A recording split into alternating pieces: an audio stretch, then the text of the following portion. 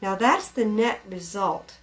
And if we talk about transference, what we're talking about is your parents very, very likely had differing points of views on certain things. The things that don't give you grief, you may not even remember, or they're humorous stories. What we're talking about here is the places where your parents had different points of view, different perspectives, different attitudes, different ways of being in areas where you felt pain. Pain. So in other words, let's take an issue of integrity. And I'm just picking genders stereotypically, please excuse me, but it just, I guess it doesn't matter, but sometimes I feel bad about it. Let's say that the woman of the household who does have to take care of social arrangements and who is responsible for interaction with family and social members feels that white lies are they just need to happen, and that there's nothing wrong with them, and even if they get bigger or they become problems, white lies are an acceptable way to work with other people. And let's say that the father feels very uncomfortable with lies of any kind. Okay? Very subtle distinction. And yet, what happens to children is they wind up having to run errands for their parents. Johnny, go next door and borrow a cup of sugar and tell her I've run out.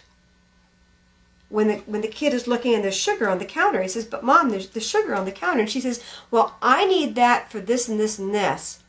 So I really need more, but I don't want to ask for more. So tell her I've run out. And yet the child has also been around his father, who has emphasized telling the truth, being honest, being upright. Now you send this little kid next door to lie to the neighbor. And this child has not made peace with his own sense of values about white lies. This poor kid is in torment. This child feels pain. They can, in this example. They feel embarrassed. They feel ashamed. They're afraid their father will find out. They're afraid the neighbor will find out. And they don't have the defenses that an adult would have. If an adult got caught in a white lie, they might laugh and say, well, you know how that is, and the neighbor might laugh and so forth. But children don't have these defenses. So in the tiniest example of being asked by one parent to carry something out that involves values that they know the other parent doesn't agree with or has arguments against, puts a child in the middle of a moral dilemma.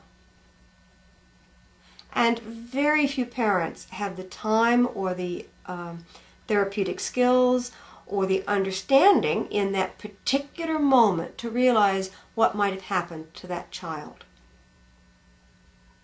And what Patrick is saying is it's meant to happen that way. That's natural and normal, and that's part of childhood.